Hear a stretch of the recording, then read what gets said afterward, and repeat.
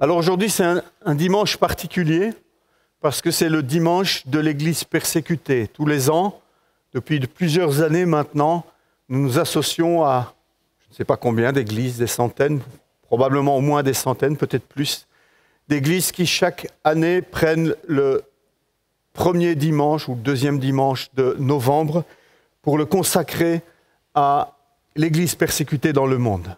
Encore aujourd'hui, de par la terre, de nombreux chrétiens sont emprisonnés, sont maltraités, sont torturés, sont discriminés de toutes sortes de moyens différents, simplement parce qu'ils professent aimer Jésus et parce qu'ils veulent vivre selon les valeurs du royaume. Et nous voulons nous associer à tous ceux qui sont avec nous ce dimanche matin par rapport à l'Église persécutée, et ce sera un dimanche particulier. Donc nous avons reçu un canevas qui est plus ou moins le même dans toutes les communautés, et nous allons le suivre nous aussi ici sur Anderlecht. Avant de commencer la prédication, eh bien, je vous invite à regarder avec moi une petite vidéo, c'est quand même 10 minutes, avec des témoignages concrets de ce qui se passe encore aujourd'hui.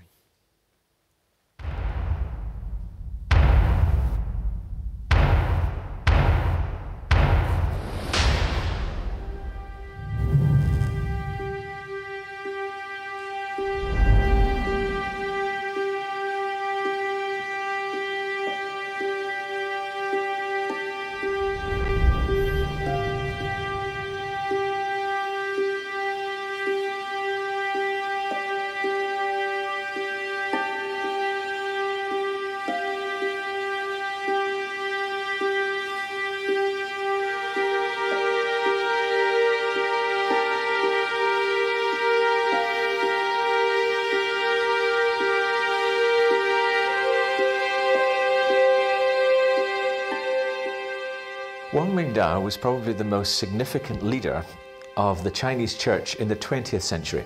Wang Mingdao fut probablement le responsable d'église chinois le plus important du XXe siècle.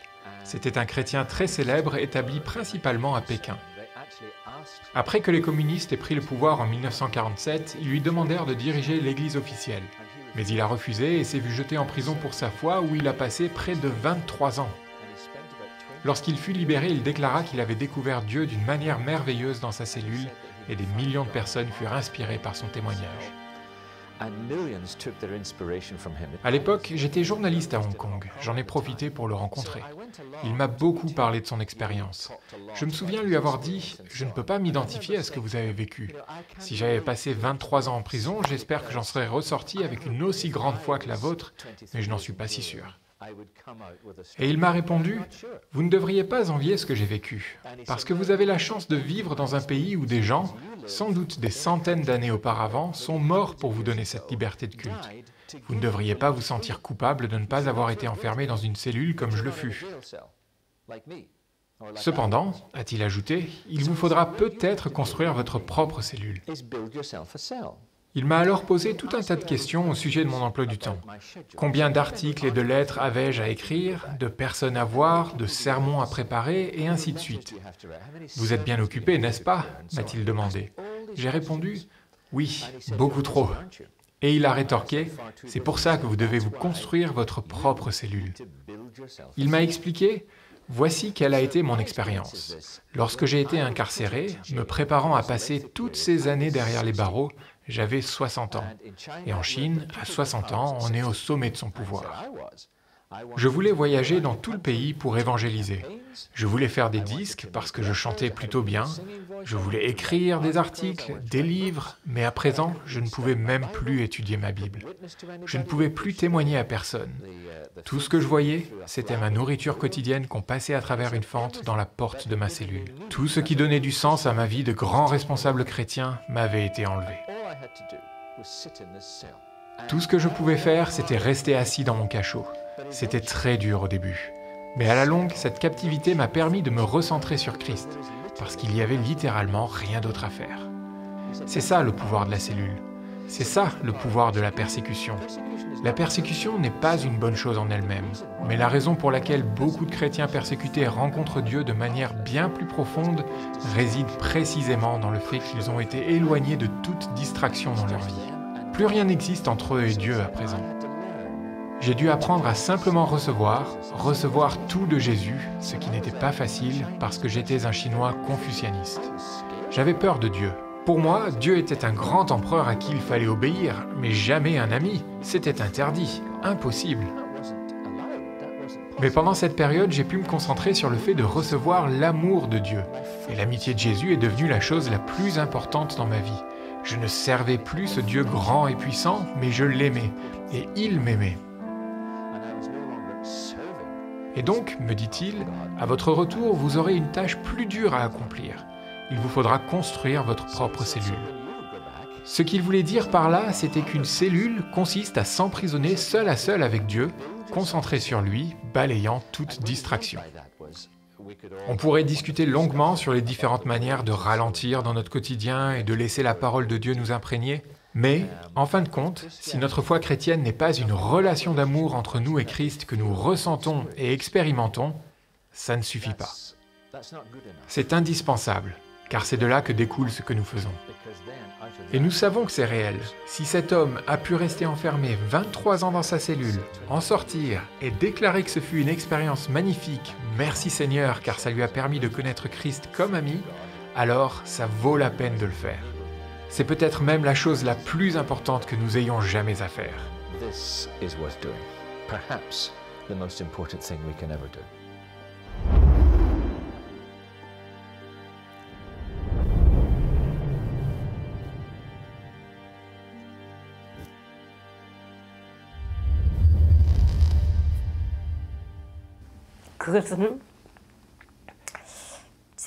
C'est le psaume 23 qui m'a accompagné dans les moments difficiles.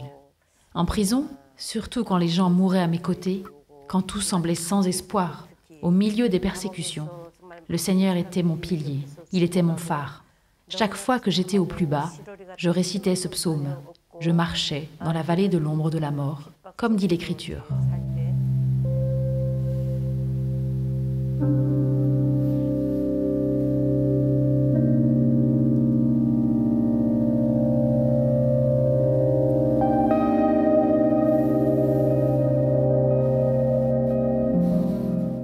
Quand je suis arrivée à la prison, j'ai jeté un coup d'œil rapide autour de moi. Il y avait une clôture pour que personne ne puisse s'échapper. Elle est de forme carrée et très haute. C'est une clôture en fil de fer barbelé, avec 3 lignes d'enchevêtrement. Et à chaque coin de la clôture, il y a des gardes avec des armes. Si quelque chose se passe dans la prison, les gardes peuvent tirer des coups de feu aux 4 coins. Et en plus, il y a une porte en fer vraiment gigantesque. Au-dessus de cette porte sombre, il est écrit « Ne fuyez pas. S'enfuir mène à l'autodestruction ». Chaque fois que des gens regardent cette phrase, ils sont impressionnés, découragés. En regardant cette porte, j'ai dit « Dieu, je franchis cette porte aujourd'hui. Est-ce que je serai encore vivante pour la franchir à nouveau dans 3 ans ?» Je priais en larmes. Et le Seigneur m'a dit « Ne t'inquiète pas, je t'aiderai ». Il m'a parlé ainsi. J'ai mis ma foi en Jésus, qui a promis d'être avec moi, même sur le chemin le plus sombre. Je pourrais franchir à nouveau cette porte, avec l'assurance que je ne mourrai pas. Dans la prison, les hommes et les femmes étaient séparés. Tous les détenus semblaient sur le point de s'évanouir. Ils étaient tous désespérés, et en plus, ils étaient affamés. Chaque personne recevait une poignée de maïs pourri par jour. Il n'y avait rien d'autre à manger. On recevait aussi quelque chose de liquide. Ce n'était même pas une soupe. Nous avions ça à manger toute l'année durant. Il n'y avait rien d'autre. Et on était obligé de travailler plus que des bêtes de somme. Et comme tout le monde était obligé de travailler, les gens mouraient de malnutrition. Tant de morts. Et il n'y avait aucun espoir dans la prison. Tous étaient au bord de la mort. La seule raison pour laquelle j'ai pu en sortir vivante ? Personne ne m'a rendu visite, mais Jésus était toujours avec moi. J'ai continuellement médité sur la parole. Je louais Dieu en chuchotant. C'est ainsi que j'ai pu survivre. Je chantais des louanges en secret, et quand j'étais découverte par le garde, j'étais battue presque à mort. Par la grâce de Dieu, nous avons pu sortir vivants de cette prison. Dieu m'a protégée par sa grâce. 나 같은 죄인 살리신 주은혜 고마워 잃었던 생명 찾았고 광명을 얻었네.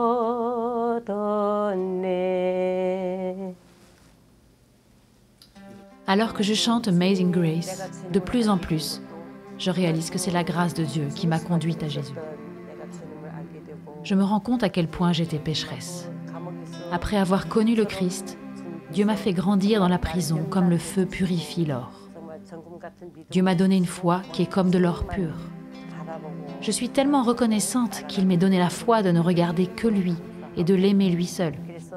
C'est pourquoi je pleure chaque fois que je chante cet hymne, parce que je suis si reconnaissante pour sa grâce.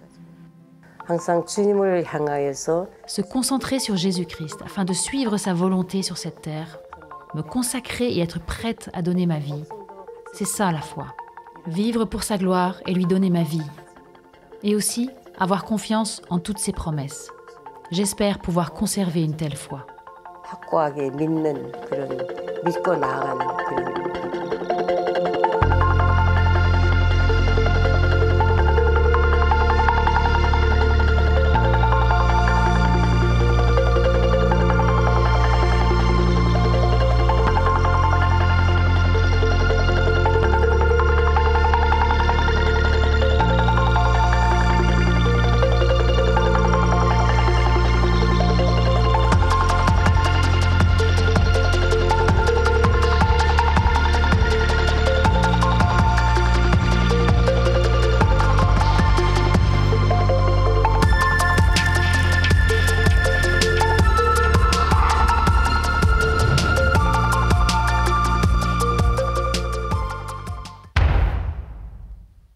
Arrêtez et sachez que je suis Dieu. Je domine sur les nations, je domine sur la terre. Ce texte est tiré du psaume 46 au verset 11.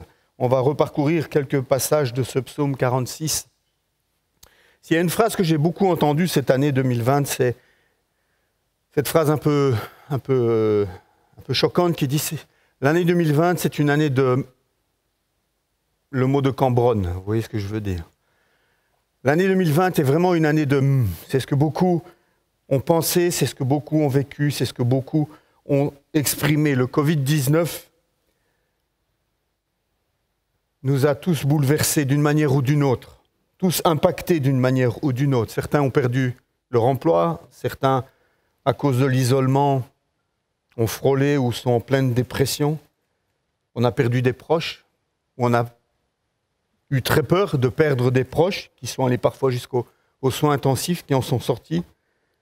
D'autres y sont restés. Et pire encore, certains ont presque perdu la foi, ont commencé à douter en voyant les situations que nous avons traversées. Quand j'entends les témoignages de cette vidéo, je me dis que nous n'avons pas encore tout vu et que nous n'avons pas encore tout connu et que nous sommes loin de là.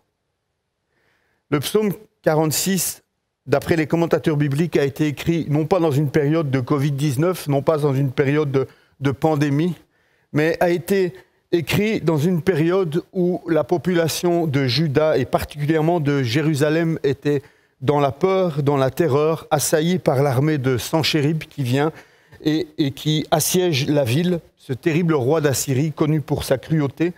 Et la population, ça se passe du temps du roi Ézéchias, du temps du prophète Ésaïe, la population est vraiment paniquée et elle crie à Dieu. Elle cherche Dieu, elle crie à Dieu et Dieu intervient. Au verset 6, Dieu est au milieu de sa ville, elle n'est pas ébranlée. Ici, on crie à Dieu et Dieu intervient. Et c'est pour ça qu'ils disent au verset 1, Dieu est pour nous un refuge et un appui, un secours toujours présent dans la détresse. Je pense qu'on peut s'approprier nous aussi ce verset. Je pense que si les habitants de Jérusalem, qui en étaient réduits à manger leurs excréments pour survivre, à se partager leurs enfants pour ne pas mourir de faim, pouvaient se tourner vers Dieu et dire « Dieu est pour nous un refuge et un appui, un secours toujours présent dans la détresse », nous aussi nous pouvons le faire aujourd'hui encore, malgré les temps difficiles que nous traversons. Ici, nous sommes exhortés à tenir ferme, à garder l'espoir, car Dieu a brisé l'arc, verset 10, et rompu la lance, il a détruit par le feu les chars de guerre. Ce psaume pourrait s'arrêter là, mais il va plus loin à partir du verset 11, où c'est comme si, à un moment donné, Dieu veut nous conduire plus loin dans ce psaume, il veut nous amener à regarder au-delà du monde physique. Il veut nous amener au verset 11 à voir plus loin que simplement ce que nous pouvons voir avec nos yeux physiques. Et il y a une injonction qui nous est donnée ici. Dieu donne un ordre. Dieu s'arrête dans ce psaume 46 et au verset 11, il intime l'ordre suivant. Il dit « Arrêtez, arrêtez ». Ce n'est pas un appel à ralentir, c'est carrément un appel à cesser toute activité physique ou mentale. J'ai l'impression que Dieu dit aussi encore aujourd'hui, nous dit à nous aujourd'hui encore, arrêtez, arrêtez, sachez que je suis Dieu. Cet arrêt est nécessaire. Ce matin, dans mon culte personnel, je me demandais même si toute cette pandémie, quelque part, n'était pas utilisée par Dieu pour amener son peuple à vraiment s'arrêter, pour que ce monde s'arrête. Les activités de ce monde s'arrêtent pour qu'on se pose les bonnes questions. Un arrêt nécessaire. Mais pourquoi s'arrêter, pourrait-on demander? Eh bien, Dieu le dit ici, pour connaître Dieu, pour connaître le cœur du Père. Dieu veut qu'on s'arrête pour le connaître. Dieu désire qu'on s'arrête pour que nous puissions nous approcher de lui et pour que lui puisse s'approcher de nous. Ça nous fait penser à ce texte de Jacques, chapitre 4, verset 8, évidemment, qui dit « Approchez-vous de Dieu et il s'approchera de vous ». Mais le chemin que nous devons emprunter pour cela, c'est plus que simplement ralentir, c'est nous arrêter. Nous arrêter, mais pas pour faire n'importe quoi, nous arrêter pour connaître Dieu. Dieu nous invite à bâtir une relation de dépendance totale avec lui. Et quand on entend les témoignages qu'on a entendus tout à l'heure, enfermés dans une cellule pendant 20 ans, pendant 23 ans, sans rien, et pas une cellule confortable avec télévision et matelas et douche. Non, j'imagine que les prisons de la Chine de 1950 devaient être plus proches de la prison de Noche au Togo, que je connais bien, que de nos prisons actuelles.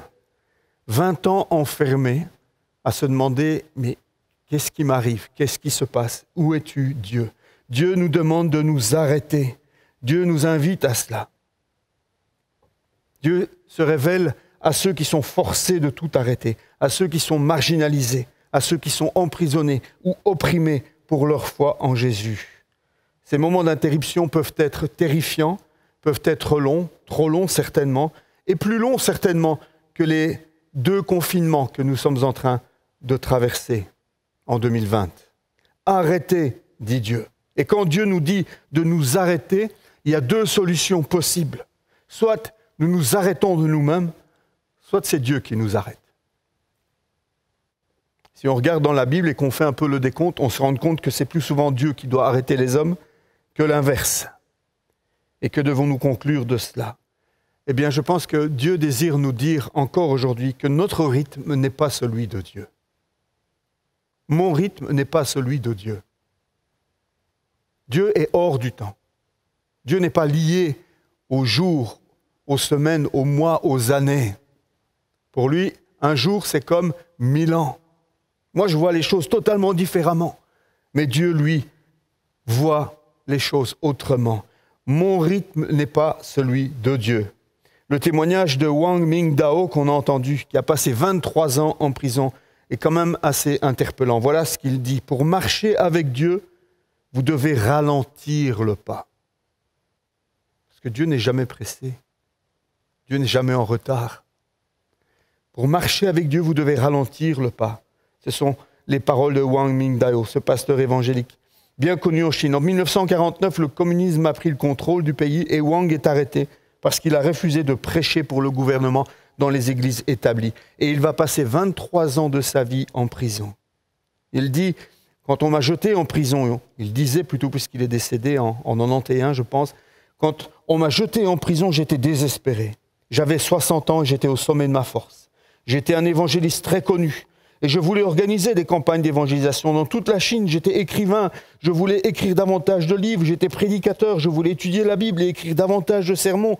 Mais au lieu de servir Dieu de toutes ces façons-là, je me suis retrouvé seul au fond d'une cellule sombre. On m'avait enlevé tout ce qui avait donné un sens à ma vie en tant que serviteur de Dieu. Je n'avais rien à faire si ce n'est apprendre à connaître Dieu. Et pendant 20 ans, j'ai eu avec Dieu la plus belle relation de toute ma vie.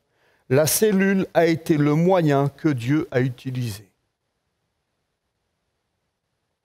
Je ne sais pas si vous êtes comme moi, mais quand je lis ça, ça me semble totalement irréel. Ça me semble complètement absurde.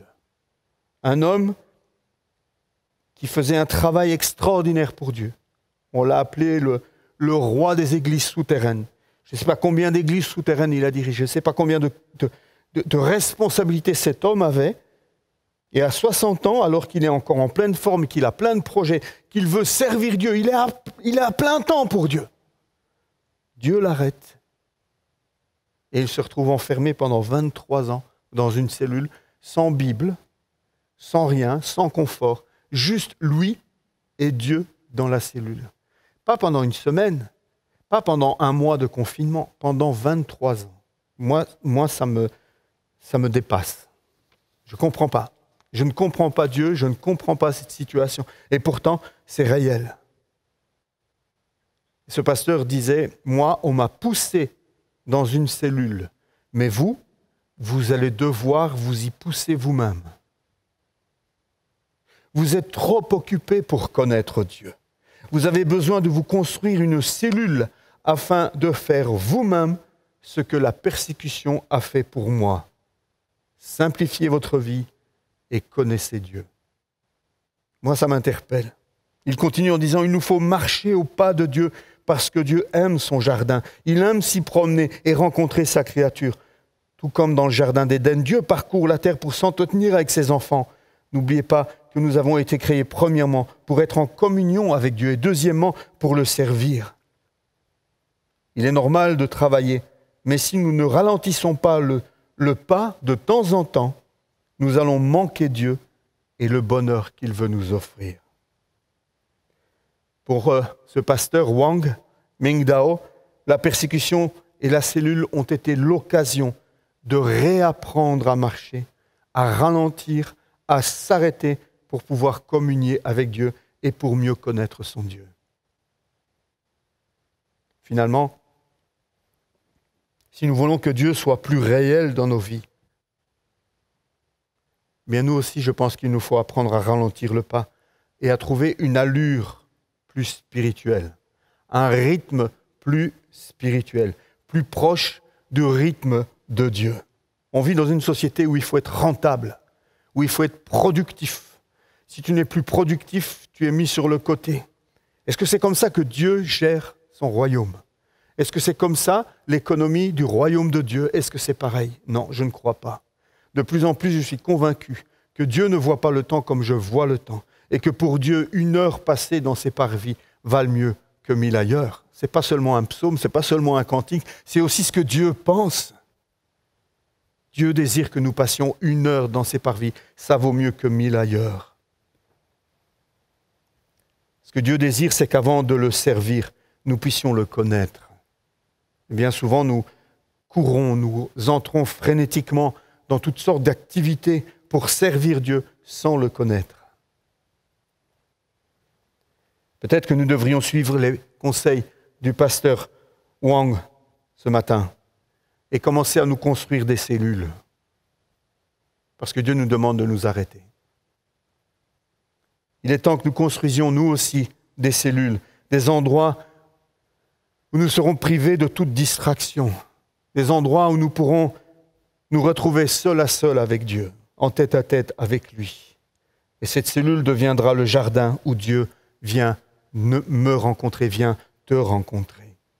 Combien de chrétiens sont malades? Combien de chrétiens sont malades dans leur foi? Combien de chrétiens sont chétifs dans leur foi? Combien de chrétiens sont devenus apathiques dans leur foi? Combien de chrétiens ont de la peine à prendre quelques minutes avec Dieu?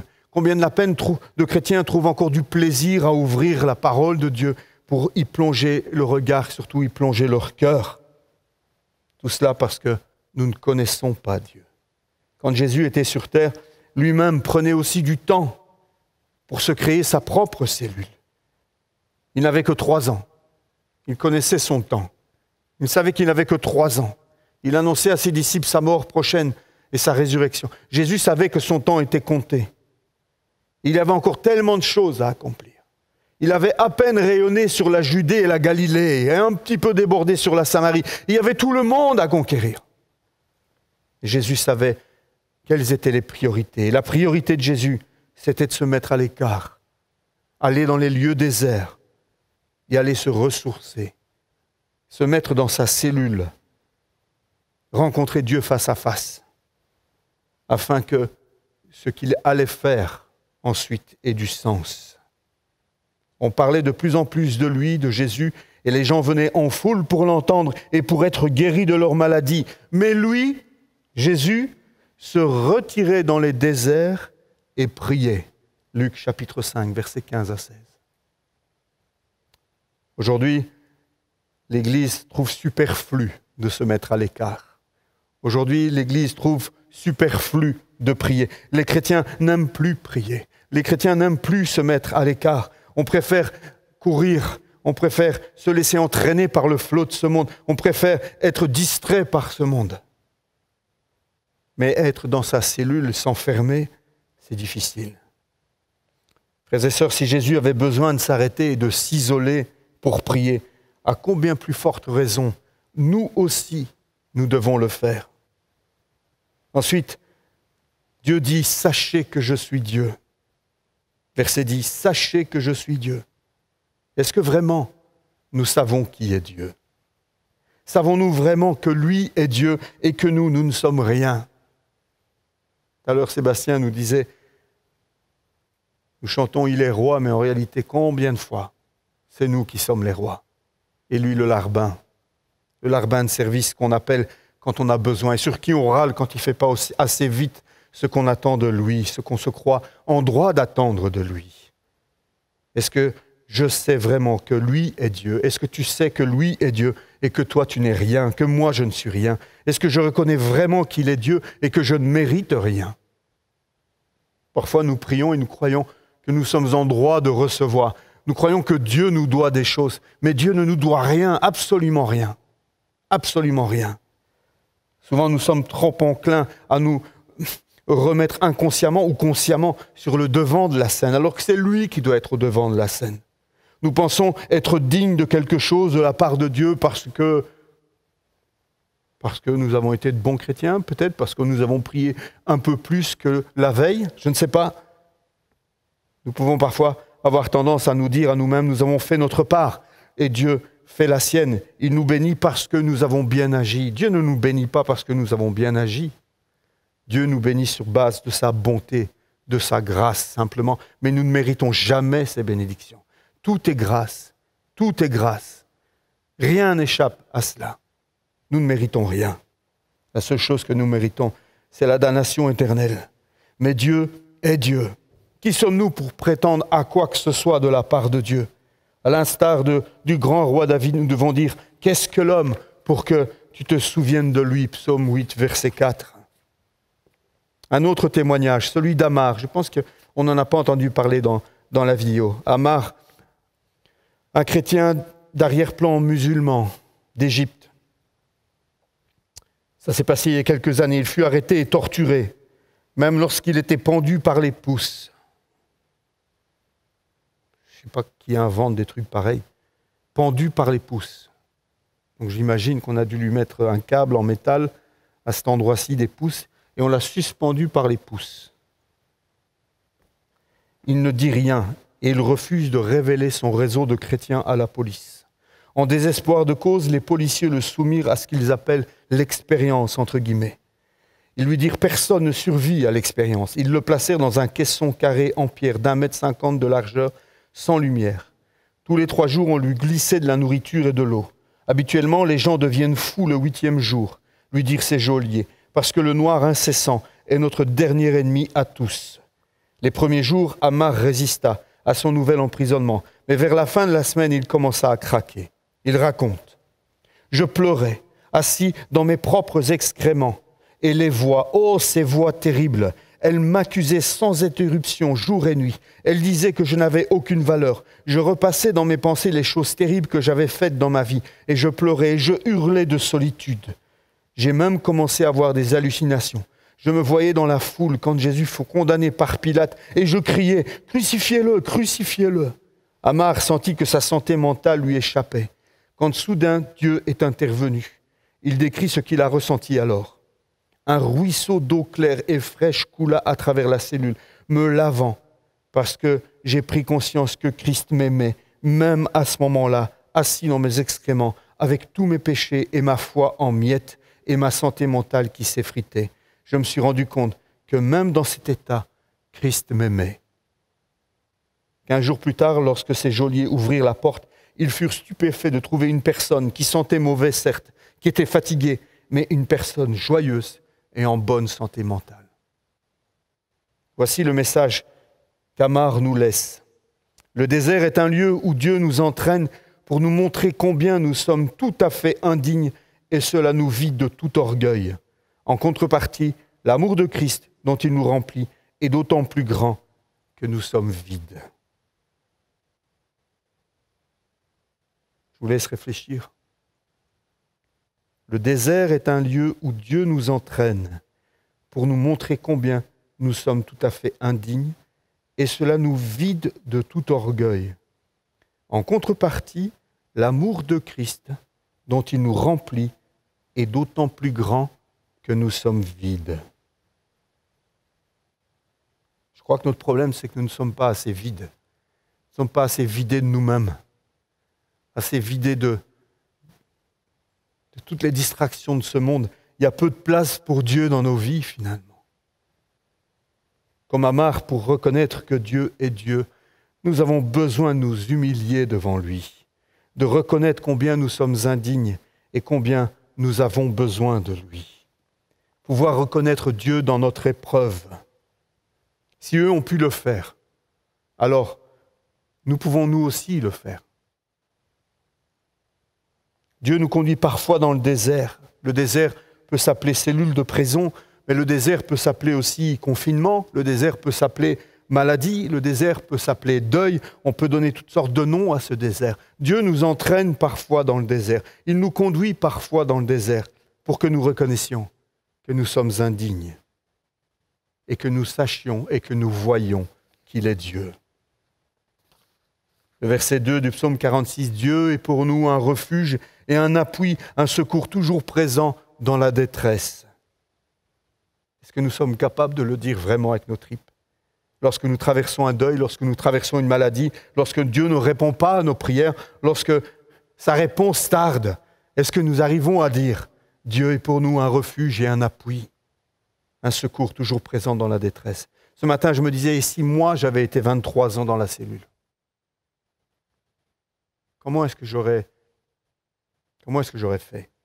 Est-ce que ma foi serait restée intacte? Est-ce que ma foi aurait tenu bon? 23 ans dans une cellule, si aujourd'hui, je ne suis pas capable de soutenir quelques mois de difficulté, de contrariété, de silence de la part de Dieu. C'est lorsque nous n'avons plus rien et que nous sommes alors seulement en mesure de reconnaître qu'il est Dieu et que rien ni personne ne l'égale. Ce Dieu si grand est avec nous et il est pour nous, dit le verset 12 du psaume 46. Ce Dieu si grand est avec nous et il est pour nous. Mais parfois nous sommes dans le désert et nous croyons être seuls et nous ne le voyons pas avec nous et nous ne le sentons plus pour nous. Et dans ces moments-là, il faut choisir entre écouter les voix qui s'élèvent pour dire quelle année de ou la parole de Dieu qui dit Dieu est avec nous et il est pour nous. Tout au long de la Bible, cette idée est répétée et confirmée et nous la lisons par exemple au psaume 100, au verset 1 à 3, où le texte nous dit « Acclame l'Éternel, ô terre tout entière, servez l'Éternel avec joie, entrez en sa présence avec des chants joyeux. Sachez que c'est lui seul, l'Éternel qui est Dieu. C'est lui qui nous a fait, nous lui appartenons et nous sommes son peuple, le troupeau de son pâturage. Psaume 100, versets 1 à 3. Alors, quelle est notre attitude? Quelle doit être notre attitude? Souvent, notre nature nous pousse à réclamer un dû, une récompense, une reconnaissance, une faveur. Mais la Bible nous apprend que ces choses nous seront données, mais là-haut dans le ciel. 1 Pierre 5, 4 nous dit « Et lorsque le souverain pasteur apparaîtra, vous obtiendrez la couronne incorruptible de la gloire. » Mais nous voulons tout maintenant, nous voulons tout de suite. Quel est mon rôle et quelle est ma position sur cette terre? La Bible me rappelle et me dit que je suis un serviteur. Jésus va même plus loin. Il nous rappelle que nous sommes des serviteurs inutiles. Souvenez-vous de ce passage de Luc 17 où Jésus parle. « Supposons que l'un de vous est un serviteur occupé à labourer ou à garder le troupeau. En le voyant rentrer des champs, lui direz-vous « Viens vite, assieds-toi à table ». Ne lui direz-vous pas plutôt « Prépare-moi un dîner, mets-toi en tenue pour me servir jusqu'à ce que j'ai fini de manger et de boire. Ensuite tu mangeras et tu boiras à ton tour. » Le maître doit-il une reconnaissance particulière à cet esclave parce qu'il a fait ce qui lui était commandé? Bien sûr que non. Il en est de même pour vous. C'est Jésus qui le dit, pas moi. Il en est de même pour vous. Jésus nous parle. Quand vous aurez fait tout ce qui vous est commandé, dites, nous ne sommes que des serviteurs sans mérite particulier. Nous n'avons fait que notre devoir. Jamais ce genre de serviteur ne vient réclamer un dû à son maître. Jamais ce serviteur inutile ne vient et ne réclame des droits à son maître. Il sait qu'il n'a fait que son devoir. En face d'une telle grâce, choisissons une attitude de reconnaissance, quelles que soient les épreuves que nous pouvons traverser. Si Dieu nous arrête, c'est qu'il a quelque chose à nous dire pour nous bénir et pour nous faire grandir. On a entendu le témoignage de cette Coréenne. Tout à l'heure, ici, le témoignage d'un pasteur du Vietnam. Il a été enfermé 6 ans. 6 ans dans une cage en fer, comme un animal. En 1975, le pasteur Oh Yue Ha, je ne sais pas si je prononce bien, a fondé l'église Tran Cao Van. C'est Sébastien qui aurait dû venir ici pour une Guyane Van. C'est lui qui aurait dû venir pour prêcher sur ce sujet. Dans le sud du Vietnam, chaque journée commençait par une réunion de prière de 3 heures à 5 heures du matin. Et se terminait chaque soir par une étude biblique. Chaque mois, entre 80 et 100 conversions avaient lieu. Une année, plus de 800 nouveaux croyants ont été baptisés. En 3 ans, l'Église comptait 5000 fidèles. Évidemment, ça dérangeait. Le 10 décembre 1983, le gouvernement a confisqué les Bibles et les recueils de cantiques, fermé l'Église et verrouillé la porte. Le pasteur A été emmené en prison où il a passé 6 ans avant d'être libéré. Pendant ces 6 années de vie dans une cage en fer, il a témoigné de sa foi et au moins 96 personnes ont donné leur vie à Christ dans cette prison. Il dormait sur le sol froid. Les moustiques, les sangsues et les cafards grouillaient partout dans la cellule. Les prisonniers avaient toujours faim, luttaient constamment contre la maladie et se battaient entre eux. À un moment donné de sa détention, il était isolé dans une pièce très sombre et pendant 16 mois, il n'a vu personne. À l'isolement pendant 16 mois. La nourriture était avariée, mais il n'est jamais tombé malade, pas même une fois pendant cette période. Voici ce qu'il nous livre comme conseil. J'ai une théologie très simple, dit-il. Quand vous avez des problèmes, priez. Et quand vous avez plus de problèmes, eh bien, priez davantage. Avant de sortir de prison, il a gravé un verset sur les murs de sa cellule. Et il a écrit, il a gravé « En toute chose, rendez grâce à Dieu ». Aujourd'hui, on aime bien, nous, Philippiens 4, réjouissez-vous, soyez toujours joyeux. Mais c'est facile avec un toit sur sa tête, c'est facile avec une belle voiture, c'est facile avec un travail, c'est facile avec une table remplie, c'est facile avec de l'argent sur son compte en banque. Mais dans une cellule, pendant 6 ans, et gravé sur le mur, en toute chose, rendez grâce à Dieu, c'est autre chose. Vous en conviendrez. Je veux conclure avec ces 2 phrases du pasteur Ming Dao. Nous avons premièrement été créés pour être en communion avec Dieu et deuxièmement pour le servir. Et cette phrase, peut-être, vous pouvez l'écrire quelque part. Parce que bien souvent, nous inversons. Bien souvent, nous inversons. Nous voulons servir Dieu, mais sans être en communion avec lui.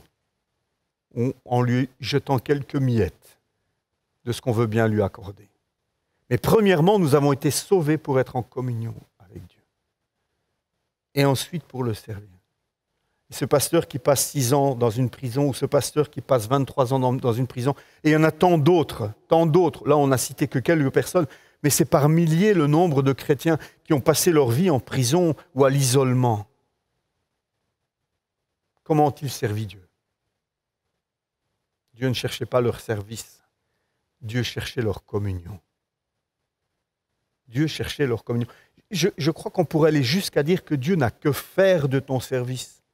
Ce qu'il veut, c'est ta communion.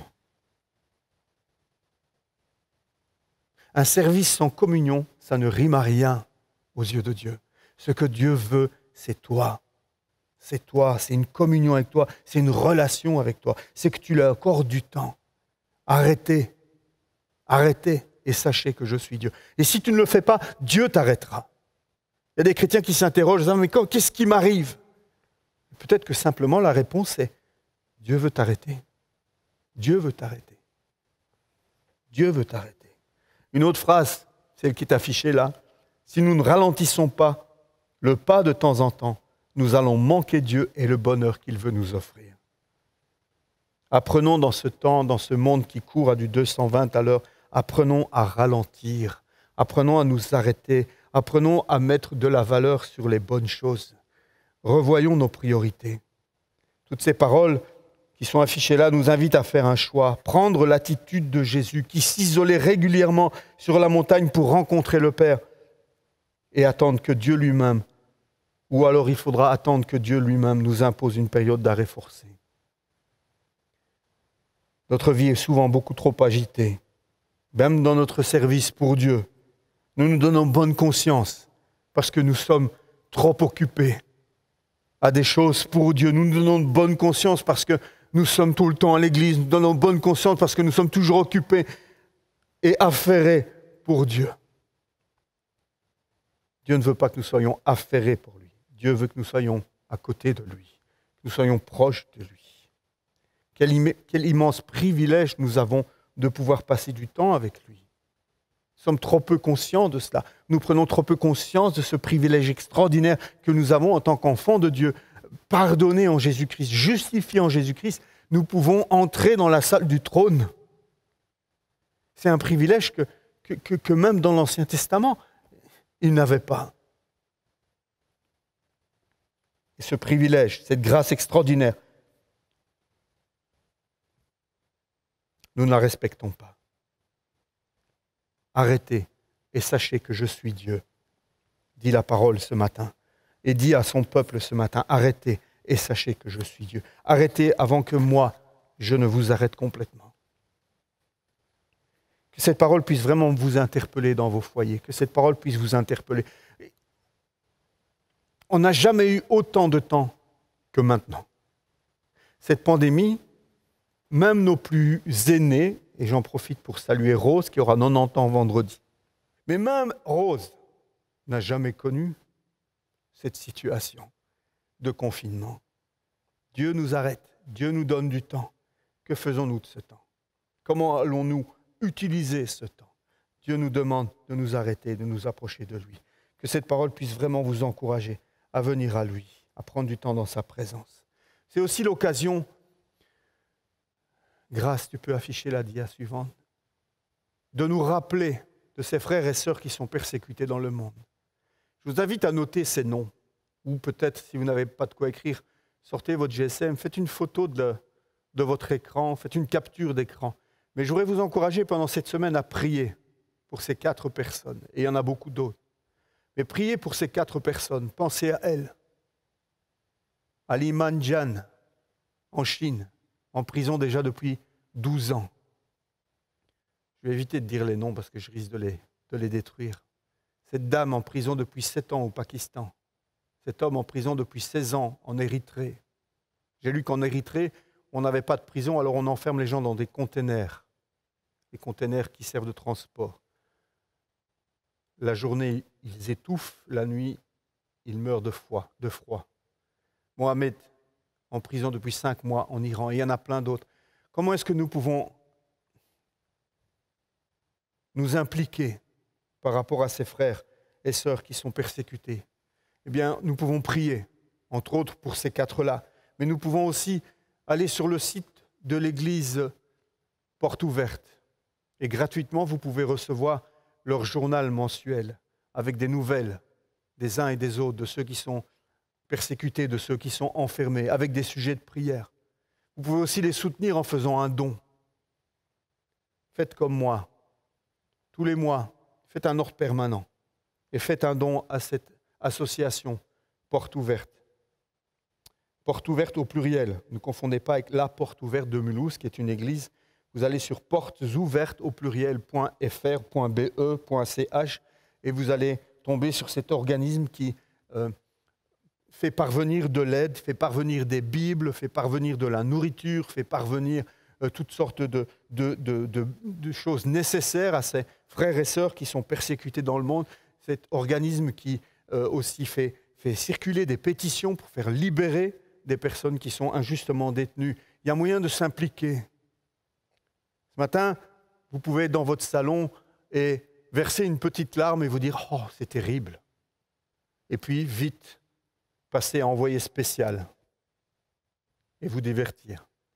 Vous pouvez agir concrètement. Et moi, ce que je vous encourage à faire ce matin, c'est d'agir concrètement. Soutenez financièrement cette association. Priez pour ces gens. Abonnez-vous à leur magazine. Tenez-vous informés. Faites passer l'information autour de vous. Il y a beaucoup de gens dans ce monde aujourd'hui autour de vous qui vous diraient « Non, il n'y a plus de persécution. On ne persécute aujourd'hui. Ça n'existe plus dans le monde. C'est faux. Il faut que ça se sache. » Faites circuler l'information. Et je vous invite à prier pour ces personnes. Voilà, c'était le dimanche de l'Église persécutée. Mais j'espère que ce n'est pas juste un dimanche par an, mais que pendant toute l'année, vous avez une pensée pour ces frères et sœurs qui sont persécutés. Je vous rappelle que Jésus nous invite à visiter ceux qui sont en prison, à avoir une pensée pour ceux qui sont en prison. Et ils sont des milliers aujourd'hui en Chine, en Corée du Nord, au Pakistan, dans toutes sortes de pays musulmans, à souffrir à cause de leur foi, à être séparés de leur famille à cause de leur foi, à perdre tout, maison, biens, église, détruite à cause de leur foi. Et ces gens-là ont une foi bien plus forte que la nôtre. Ces gens-là sont bien plus solides que nous dans la foi. Ces gens-là sont bien plus engagés dans la foi que nous ne le sommes. Qu'est-ce que nous leur dirons lorsqu'un jour nous les croiserons sur les avenues pavées d'or du ciel? Bonjour, pasteur Ming Dao. Raconte-moi ta vie pour Jésus.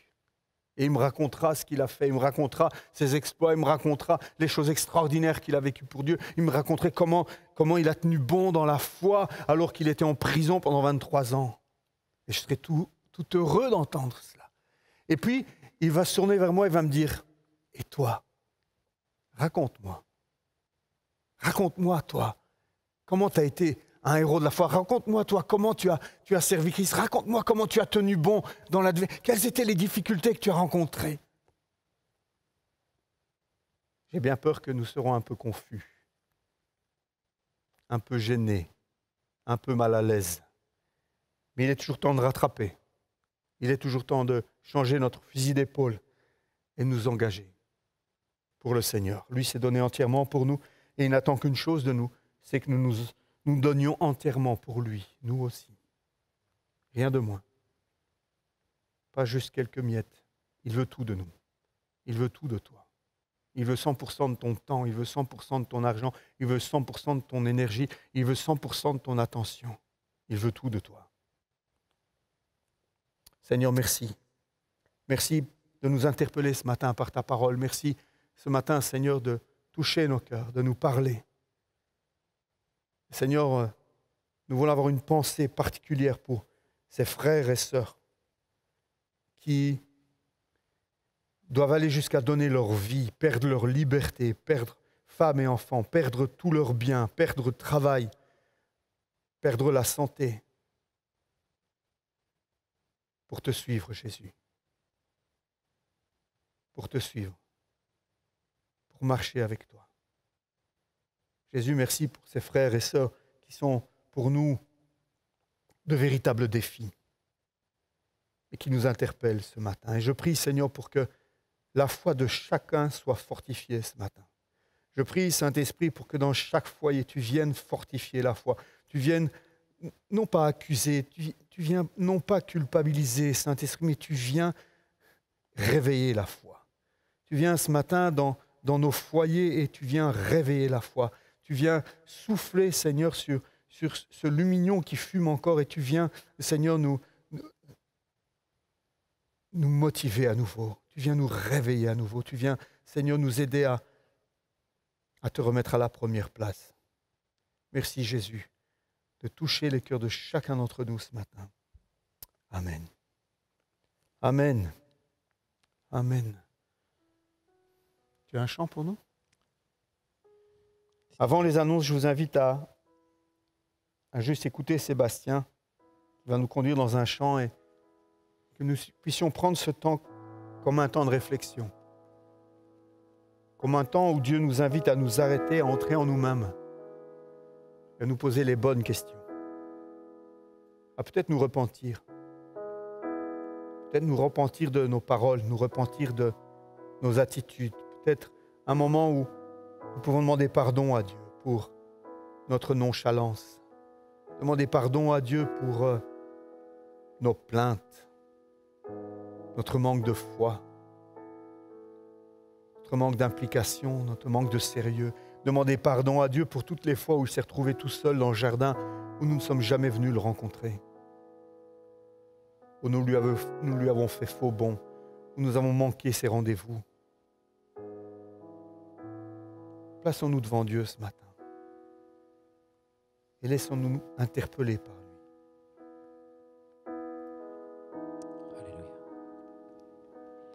Grâce infinie de notre Dieu qui un jour m'a sauvé. J'étais perdu, errant de lieu en lieu, quand il m'a retrouvé, il m'a libéré, je suis pardonné, Jésus mon sauveur m'a racheté, et comme un flot, sa grâce m'inonde, amour sans fin, grâce infinie, à travers la peur, à travers la peur, fardeau, souci, je suis déjà passé de Dieu la grâce m'a jusqu'ici soutenu, consolé, il m'a libéré, il m'a libéré, je suis pardonné, Jésus mon sauveur m'a racheté, et comme un flot, sa grâce m'inonde, amour sans fin, grâce infinie. Quand je connus l'amour de Dieu, quand je connus l'amour de Dieu, grâce chassant ma peur, oh que ce jour fut glorieux,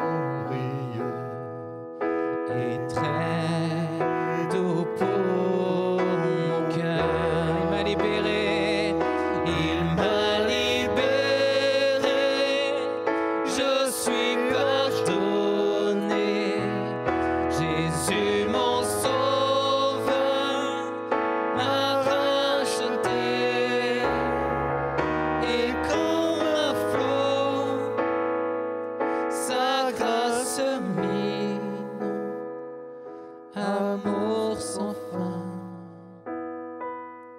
grâce infinie.